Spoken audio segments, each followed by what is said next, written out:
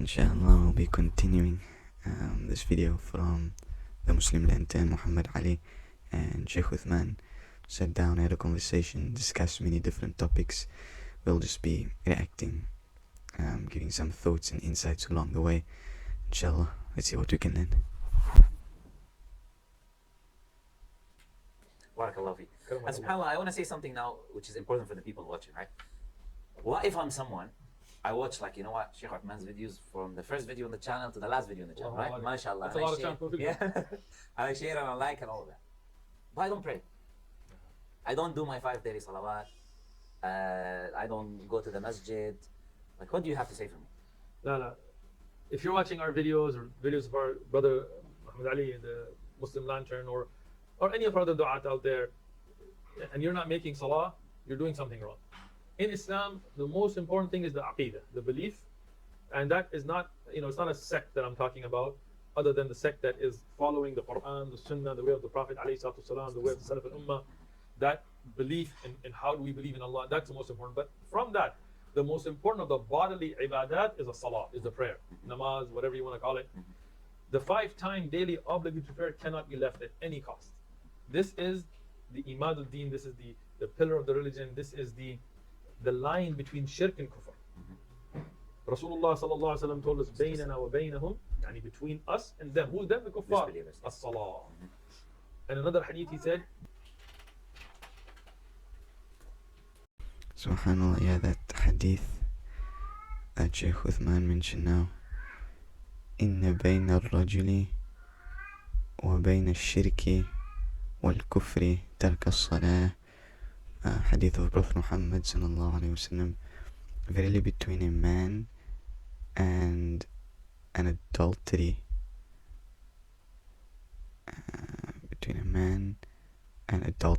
and unbelief. Okay, subhanAllah, it's kind of like, okay, really between a man and adultery and unbelief is abandoning the salah. So yeah, subhanAllah, it just speaks to sometimes, because I have this idea of sin, and it's like, okay, look, subhanAllah, I sin and I repent, but I mean, there's a hierarchy of sins that I done. Sheikh Uthman is kind of pointing it out here, is that salah is that thing.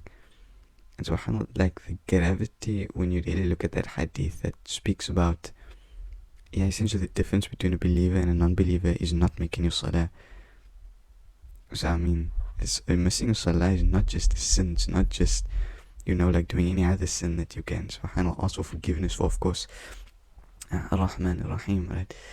Allah is the most merciful, but SubhanAllah, there are costs, depending on the sin, and salah is one of those. I don't know if we'll be able to pay that cost correctly.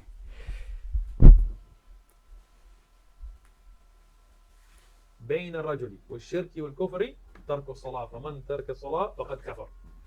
And this is reported through various wordings in multiple ahadith, as Sheikh Albani and others have said. These are sahih ahadith, authentic.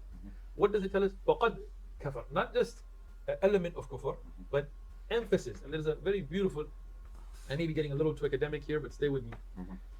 There is a tabi'i, Abdullah ibn Shaqiq, and he has a riwayah where he says that the Sahaba, and it's very important, he said the Sahaba, Ashab al-Nabi as-salam, did not see the leaving of any action as kufr except for salah.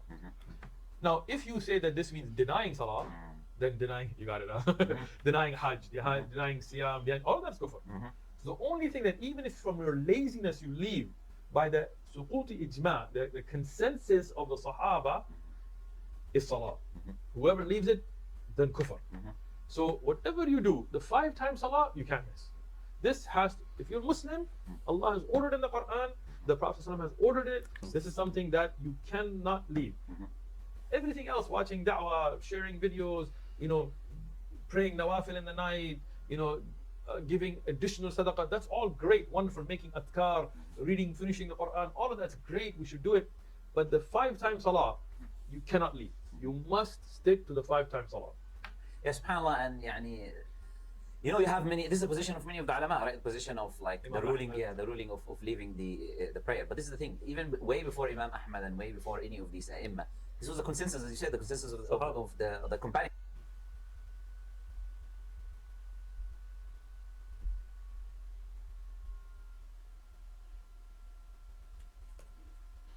before Imam Ahmad and way before any of these ai This was the consensus, as you said, the consensus of the companions. And you have people like Umar al-Khattab saying, "La hadaf al-Islam liman taraka as-salah." There's no portion in Islam for it. You cannot interpret that to mean laziness or this. It's clear cut, right? And all of the companions, you have sayings like this from Ali ibn Abi Talib, from Abdullah ibn Abbas, etc. Okay, way later on, you have people, okay, bringing other views and this and that. But even these views, subhanAllah, and this is the thing that I always say, okay, you want to take the views of the other imams, right? You want to take the, okay, you don't want to take the madhab of Imam Ahmad that person commits this belief. Okay, you want to take the opinion of Shafi'i and Malik that say that he's put in prison until he prays, and if he's not prayed, he's killed had. Right. Not even that, he's killed, but he's killed had, right? Or you want to take the opinion of Abu Hanifa, which is a lenient opinion that he's put in prison, has a ta'ziyah until he prays.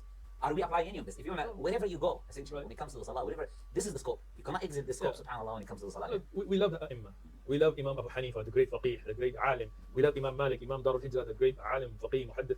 We love Imam Shafi'i, wallahi, and Sheikh Muhammad Shafi'i. You know, I love reading from his usul, from al-Umm, from his poems. You know, beautiful, amazing, great scholar. We love Imam Ahmad ibn Hanbal, Imam Ahl Sunnah. I mean, we love Imam Abu Dawud al-Dahiri, Imam al-Awza'i. You know, we love Abdullah ibn Mubarak. We love Shawkani. We love later ulama. We love all the ulama. We love them. They're our ulama. You know, we don't have to assume towards one or this. We love all of them. You may follow the fiqh of one or the other, but in the end, as a Muslim, go back to the Kitab and Sunnah. Absolutely. You know, somebody might say, oh, you know, what about the hadith about the one who says the last words of La ilaha into Jannah? Of course, like somebody's kafir. He takes shahada, says La ilaha illallah, dies. Khalas, he's entering Jannah. Yeah? Somebody says, you know, khalas, yani, whoever says La ilaha mukhlisan, they go, ma huwa al-ikhlas? What is the ikhlas? Hadith, right? That it keeps you away from all bad deeds. You know? So like, take things in context, right? No. SubhanAllah, I must actually admit I'm not properly knowledgeable on that. The whole concept of like saying La ilaha illallah, that alone is like, you know, weighs more than everything else, and like that alone will get you to Jannah type of thing. I haven't properly delved into the intricacies of that. But subhanAllah, just, you know, sometimes when you hear Muslims like reference that in response to like why they're living a certain lifestyle, and they might go, you know what, La ilaha illallah, you know, I've said that, that's on my tongue, that's in my heart, so it doesn't matter what else I do because of that, that's gonna get me, you know, here's the hadith as like proof or something. But I think it's an interesting perspective, because if you're so willing to quote things, if you're so willing to like bring evidences, well, subhanAllah, what about the plethora of Quran verses and hadith that speak about the punishment of sins? Why don't you bring that as well then? Right? And so subhanAllah, sometimes, yeah, right, because I mean, you want to bring that and say, yeah, this is why I'm going to Jannah. With all due respect, this is all of the things that I have to present to you why you could potentially be going to Jahannam because of some of the acts and things that you're participating in. So subhanAllah, and yeah, like I said, I'm not too knowledgeable on it, and I'm not properly sure how the whole thing works in terms of, I mean, sinning and the punishments that you get, but then La ilaha illallah will get you to Jannah type of thing. Inshallah, I have more knowledge to clearly try and take in, inshallah. No other deed was taken by the Sahaba as a clear kufr, except for the tark of salah. Other deeds were taken as punishment, right? But even Rasulullah sallallahu alaihi wasallam, he would tell them, if you hear the adhan and making salah, then you can't attack them. This is the sifat of a mu'min that was given, of a believer, of a Muslim, by Rasulullah sallallahu alaihi wasallam. How do you know a place is a place of Muslim or salah? Okay? So this is something, again, people shouldn't hide behind views. Go back to the evidence. And that's why even within the madahib of other a'imma, there were ulama, like Ibn Kathir, for example, you read Tafsir Ibn Kathir, you lean toward this view as well. And other a'imma as well. From the Ahnaf, for example, Ibn Abil Izz al-Hanafi, for example, he gives also this view. You know why? Because they see that there's a book called Al-Tadbih ala Mushkilat al-Hidayah. He also leans toward this. Why? Because he sees the evidences for it. And subhanAllah, the thing is this, it's like, let's say I'm a Muslim, man. Do I want to gamble with my akhirah, whether I'm a believer or not a believer, in something that I know all of the companions have agreed upon? Because the alim later on, whoever the alim is, was not compared to the Sahaba. He said whatever it is later on. SubhanAllah, do you want to have your akhirah on that balance? Am I Muslim or not Muslim? You're not sure. Because you've got all of the companions agreeing in one position, subhanAllah. And yeah, one thing just I want to clarify for the people so they don't get confused as well, is like Sheikh Ibn Uthaymeen, rahimahullah, he mentioned this as well, is we're saying someone who completely abandons the prayer. Yeah. We're not saying, like, for example, one prayer, this is that. Yeah, we're saying completely abandon the person does not pray at all. And Sheikh Ibn Uthaymeen, subhanAllah, yeah, he mentioned in the hadith, he says the difference between tark as-salah and tark as-salah. And he said the Prophet is saying in complete leaving of the prayer, no Jum'ah, no Eid, no prayer, he doesn't pray, completely away from the deen. But the important thing is this, subhanAllah, you don't want to be on that balance, right? You don't want to be in like, Allah, I can imagine myself like thinking maybe you're a Muslim, maybe you're not Muslim, these people view you as a Muslim, these people do not view you as a Muslim. SubhanAllah, it's I mean, how difficult is it? I mean, Allah subhanahu wa ta'ala is so merciful. Allah, sometimes in tadabbur, when I contemplate on the mercy of Allah, it amazes me, right? Allah subhanahu wa ta'ala could have told you that you have to pray Dhuhr between 1 and 105. Right? He could have told us Asr is between 4 and 405. And we still do it, but it would be difficult. But Allah gave you this big gap. Fajr comes in, I don't know what time here, I mean, I just flew into the UK, right? So let's say if it comes in at 6 a.m. in the US, for example, and then you have until Ishraq, right? Whatever, 7, 8, 9, 2, 3 hours, right? depending on schedule. Yes. Dhuhr comes in maybe around noon, and then you have to like 3 o'clock, right? Asr comes in at 3, maybe you have till 5, or 6. Then Maghrib comes in, then you have from 5 to like 9 or 8, depending. Then Isha comes in, and you have till the middle of the night or the end of the night. Allah gave you this big gap, and still like a few minutes you can't take out for salah. I mean, that's something. Look, you don't take time out to eat. You don't take. You ever think like, oh man, drinking water is a pain. Like I don't have time to drink water. Oh, you get thirsty.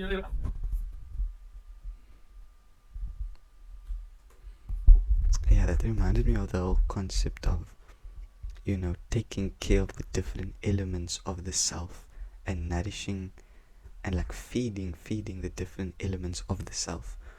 So what I'm referring to is like when you're eating, then you are sort of feeding and nourishing the physical aspect of the self. Subhan Allah, when maybe you are taking time off and when you're relaxing and when you're taking a break from like your stressful life and you just calming down, I would say that you're taking care of the mental aspect of the self, right? Something like that.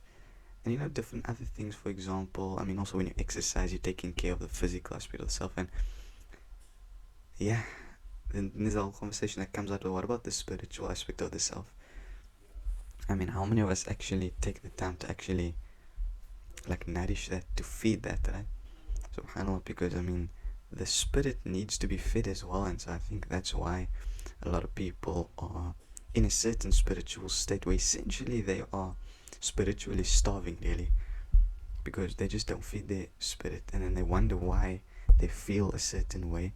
They get these certain thoughts and doubts, and then I don't know, subhanAllah, I don't want to get too much into it, what that ends up leading to, but man, it just speaks to the concept that the spirit needs to be fed as well, nourished as well. What about feeding your soul? Right? That necessity of the 5 times salawat. Now, nawafil, this is your health. This is how you're going to get healthy. This is how you're going to build your connection with Allah. But the 5 times salawat, you can't play with.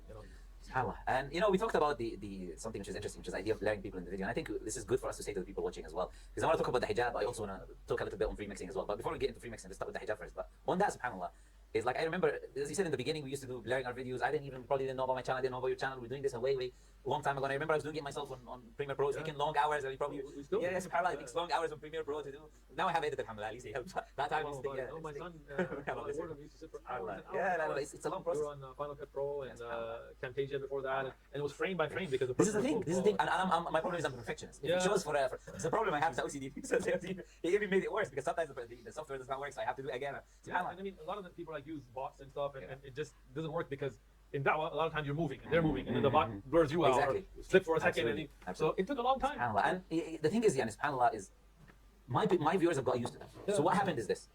Let's say recently I uploaded a video and the editor, he forgot to blur because I was reacting to something or commenting on something. He forgot to blur the short 2 seconds and someone showed that I had people commenting and emailing me. Why did he email me? This has become a habit, right? It's become a habit for the people watching. Okay, we know this brother, he doesn't have music, for example. This brother, he doesn't have this and that. We need to speak now to the people who are not doing this. The dua, we're not doing this on the channels, right? 2 things. First, the dua, we're not doing this on the channel, and then the people to put pressure on them to do this on the channel.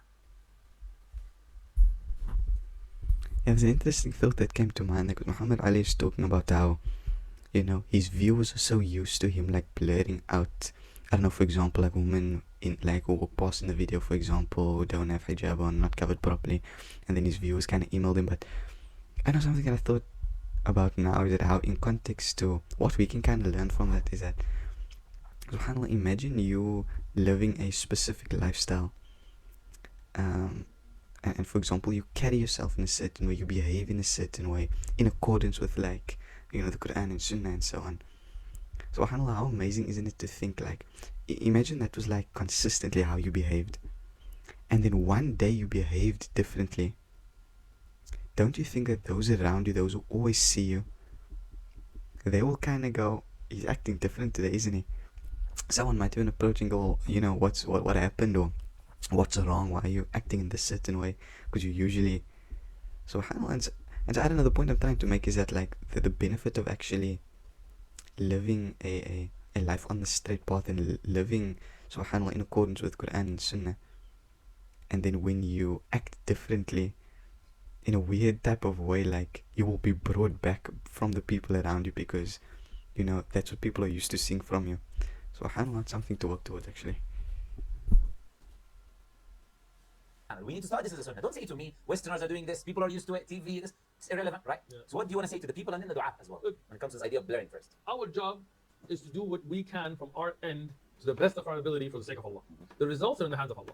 So when you look at the Anbiya, again, our da'wah should always go back to the Quran and the Sunnah, the way of the Salaf al-Ummah, the way of the Anbiya, not some new way. You know, like new is bid'ah. Stick to the Sunnah. You know? Stick to the Sunnah. Yeah. So, you know, when we look at Rasulullah sallallahu alaihi wasallam, you know, there was a method of social media amongst the Quraysh, and these words are going to throw everybody else. So I'm going to explain it, right?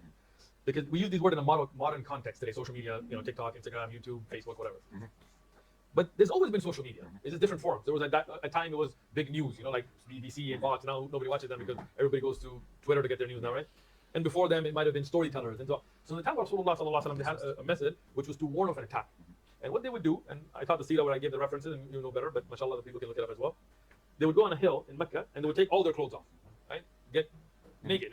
And they would say, Ya Sabah, Ya Sabah, and that would be the warning that Mecca is about to get attacked. Now, why did they get on the hill? To get the noise. Why did they take their clothes off? Because if you couldn't hear you, they could see the naked guy there, and that was a known social media warning sign to communicate an attack, imminent attack. Now, Rasulullah sallallahu alaihi wasallam utilized the social media.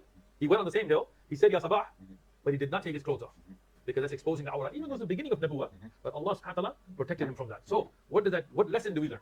Utilize social media. TikTok, Facebook, Instagram, YouTube, whatever else is out there. Snapchat, I don't know. Yeah? I've never used it in my life. Yeah, So I have no clue. but you're honest, Yeah. because other people that are good with it are using it. So utilize it. But do not violate the rules of Sharia. Right? Now, we want people to watch the videos and learn about Islam. We want people to watch the videos and Muslims to get shubuhat answered. We want them to watch the videos and increase it. We don't want them to watch the video and get sins, because we're responsible. So the best we can, we have to keep them away from any disobedience of Allah. Like sometimes we're at the park and there's other people playing music in the background. We can't control that. Even though we try to go and, you know, but we can't. Right? Noise, the reduction, everything. we would but try still- everything. still, yes. And then people are like, oh, using music. No, Yes. that's not us, right? Now, we stand at the park, we cannot blur our eyes. We protect our eyes the best we can. But people, and Rasul women used to come to him and he used to tell them about Islam. But now here's something we can easily do. Well, maybe not easily, but we can do. So we must do. You know, if we can blur that so people watching are not getting the sin of seeing the awrah of women. For us, we even blur the men's awrah. If a man comes in short shorts, one time we left the knees, and I got so many complaints, and our own brothers were like, relax, go on YouTube, fix it. You know? What does that mean? We ask Allah, Allah, look, we're doing our best. You know? We don't want to spread fasad. We want to spread huda, guidance. You know. So I would advise every da'i to do it. And again, And yeah, when Sheikh Uthman mentioned the thing about even the men, like, you know, when the men wear shorts on, for example, and then covering that as well. So that actually reminds me of, you know, because, man, it's funny, man. When you talk about hijab in context today, we think about, you know, a woman covering her head, right? Or a woman covering herself correctly. And subhanAllah, you know, men have aura as well. And it's super interesting to think of, because I thought about this like many months ago. But I was thinking how normal it is for men to wear shorts, Muslim men. Like genuinely, like, oh, you know, I'm talking about like proper shorts above the knee, right? And we know that a man's aura is from his navel until his knee, right? Including the navel and the knee, I believe.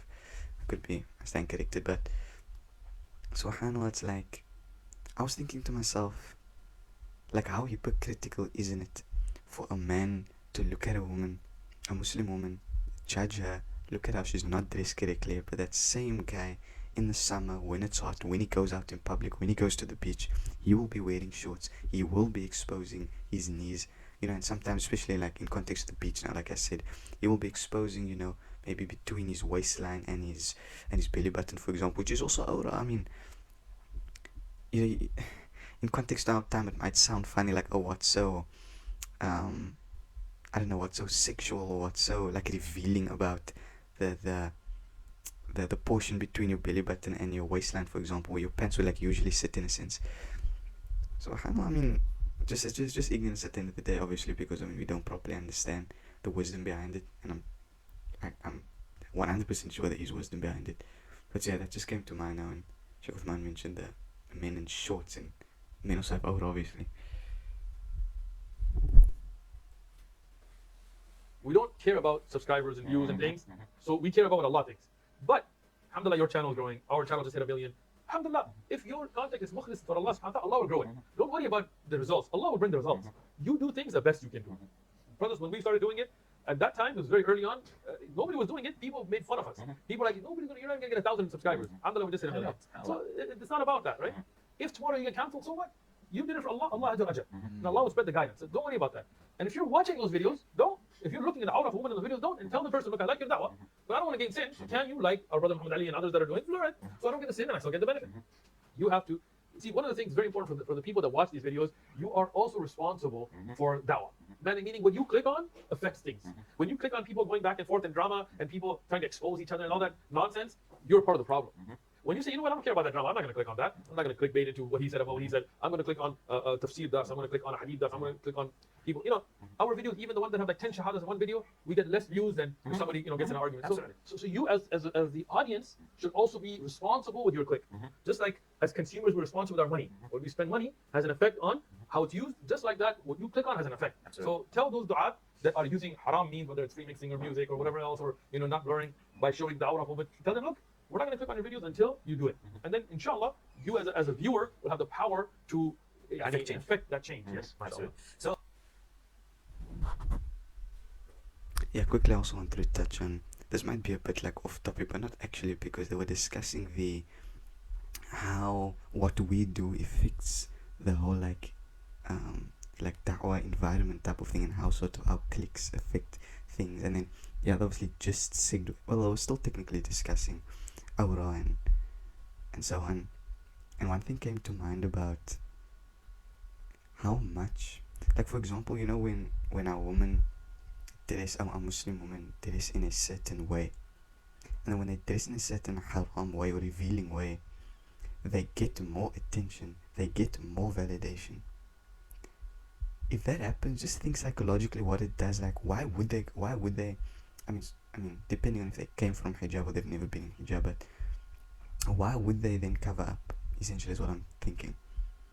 Like, if they were revealing things, then they get more attention, they get more validation. I mean, it just makes sense psychologically, especially if your goal is attention seeking. Then just continue doing it, because that's getting me my goal, that's getting me to my objective.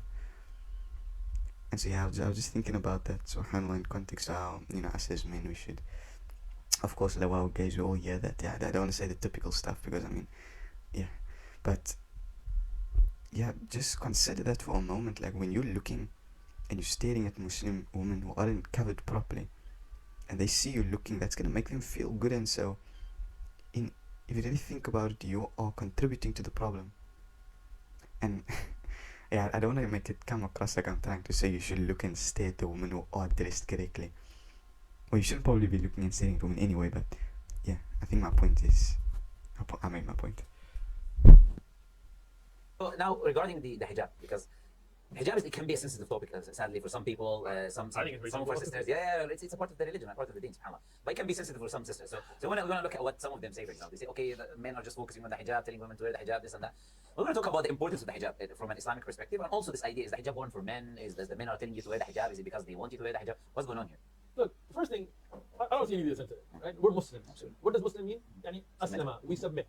When we submit, it's no longer what I like, it's what Allah orders. Absolutely. It's not about what I don't like, it's what Allah has made haram, right? It's not about what makes sense to me or what's scientific or Allah subhanahu wa ta'ala honored the Muslim woman with the hijab. If you look at Christian tradition, and you know from the Bible, or if you look at Jewish traditions, the hijab was tied to man's authority. In the Jewish tradition today, a woman doesn't wear hijab until she gets married. And from the authority of her husband, she covers her head. If you look at even the New Testament, the verses about the hijab are to show the man's authority on woman, and if she doesn't, then her head should be shaved, and if it's shameful, then she should be covered. But that's not Islam. In Islam, the hijab has nothing to do with men and their authority. Meaning, if you're not married, hijab is still farz on you. If you're married, hijab is farz on you. If you're divorced, hijab is farz on you. If you're a widower, and all so on.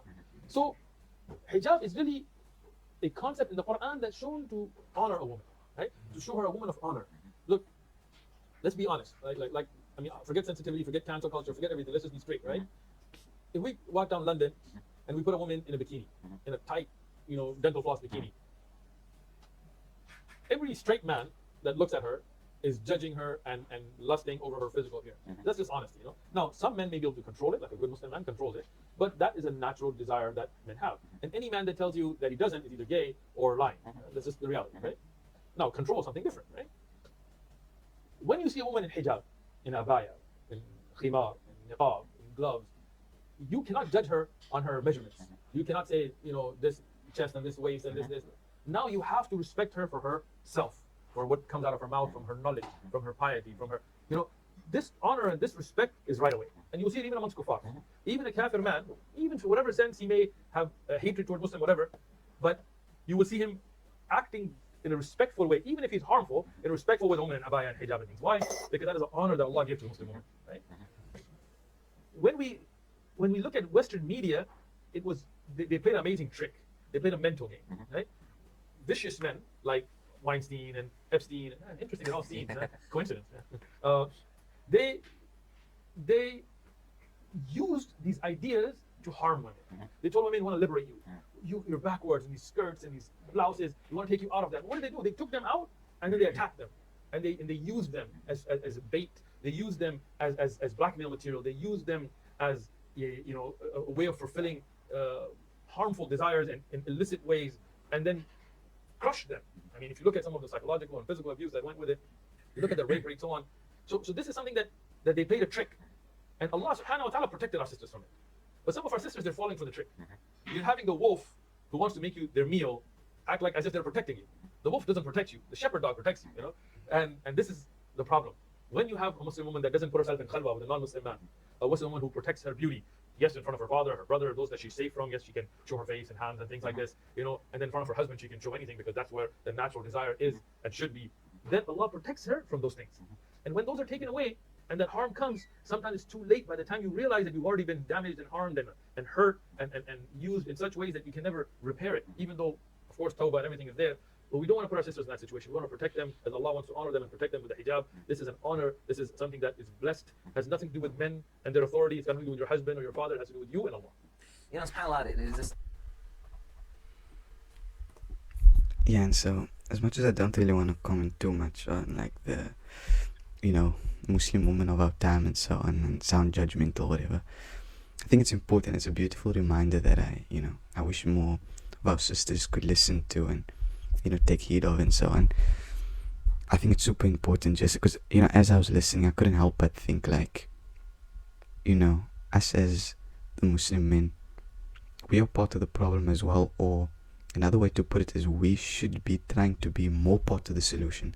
It's not just a case of, look at what the sisters are doing, they need to change so that the ummah can change. Oh, no. Like I mentioned earlier, I think men are part of the problem as well. Because what type of woman are we looking at? Subhanallah, what type of woman are we giving validation to? What type of woman are we giving attention to? And then you cry about how, our sisters and mothers and aunts and our daughters are acting in a certain way, behaving in a certain way. And, man, I can't recall what lecture it was that I listened to a while ago. But it was something about like, when last did you see your sister or your mother or your aunt who doesn't particularly wear hijab, doesn't particularly dress correctly, but then the one time she does, why don't you compliment her? Like, when is the last time you compliment or just made her feel good about dressing appropriately? Because at least if you give her that, there's that sense of, wait, hold on, I'm actually getting validation from dressing correctly from an Islamic perspective, covering myself. Maybe I should do it more, because if you can make her feel good in the process of dressing correctly, subhanAllah, you might start a routine. Inshallah, Allah guide and protect our sisters and us, inshallah. It's a small thing I wanted to say, which as I mentioned before, and I was giving a lecture in university, is like I said, if wearing that hijab is for men, which one do men like more? Seeing more skin or seeing less skin? Which one do you like? Which one do you like? If it's for us, would we say wear more clothes or wear less clothes, right? It's just basic common sense. If you want to use it, subhanAllah. So what about like the women who say, some women, like, hijab is for the time of the Sahaba, the companions, it's not new culture, new age now. Yeah, I don't know. No, this is ridiculous, Yeah. Look, Allah subhanahu wa ta'ala did not reveal ayat with a expiration date. Unless there is nasikh and mansukh and you can have evidence for it. The ahkam of Allah for all time. Allah subhanahu wa ta'ala knew the 21st and 22nd and 20th and these different centuries would come and how the situation would be. Allah made, salah for all times. One brother, he was one of those people that had some issues, they think they're very smart. And he was like, look, wudu was only for the time of the Prophet because they were in a desert. And then the sand got on him, So I told him, okay, if that was true, then why would he make tayammum? More sand. Yeah. It's not about that. Like, Allah knows best. Look, me and you are sitting here, neither one of us wearing Speedos and little marble bags or anything. Like, we're dressed modestly as well. we have beards. Why? We don't say, oh, that was just for the Arab or that time. No. Like we make 5 times salah. We don't say that was for the time of the Prophet. No. When Allah ordered the hukam, it's still the day of judgment. And when we have the ijma, the consensus of the ummah on the hijab, like Ibn Hazm and Ibn Taymiyyah and Nuqad afterwards, and Ibn al-Barr, Ibn Qudama, and Nawawi have mentioned ijma, consensus of the Muslim ummah that hijab is fard on the Muslim woman, alas, no more debate. And either you're a Muslim and you submit, or again, if there's a sister that doesn't wear hijab, I'm not saying she's kafir, like I'm not, like, we're not going to extremes here. Okay, say this is between me and Allah. I ask Allah for forgiveness, I ask Allah for the ability, and I ask Allah to give me, make my niyyah, and move forward. But don't deny it. When you deny it, and you try to go around it, or you make stupid comments like that was only for that time, that can put your iman, that's where your iman can get in danger.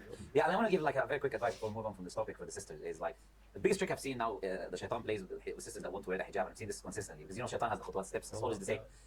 That he says to the sister is don't wear it and take it off. When you wear it, you keep it on. We say, sisters, look, if you wear it for 2 days and take it off, and wear it for 2 days again and take it off, and you stay 2 days, Allah is pleased with you. You could die in those 2 days in a state that Allah is pleased with you. You don't have sins in these 2 days. Don't listen to the shaitan. If you struggle with it, put it on, take it off, no problem. But in the end, you're struggling in the end to keep it. Don't listen to the shaitan. I put it once and forever it's going to remain. Like the shaitan. No, even if you struggle a bit by bit to reach that level, to reach that stage, it's more pleasing to Allah Azza wa Jal. Don't listen to the shaitan. Now, when it comes to free mixing now, because there's a lot of like controversy, this and that, back and forth. Okay, we'll probably leave it there. I'll just sort of give final comments. Yeah, I think, for Muslim men that watch this, there's a big conversation to be had as well, that yes, a lot of responsibility is being placed on the sisters. They need to move, they need to act, they need to change something. But I just think from a perspective of, as a Muslim man, if you have such a problem, do something about it. Like, Muhammad Ali and Sheikh Uthman are doing it. They're raising awareness, they are taking the necessary steps that they need to take to try and, fix the ummah in that sense.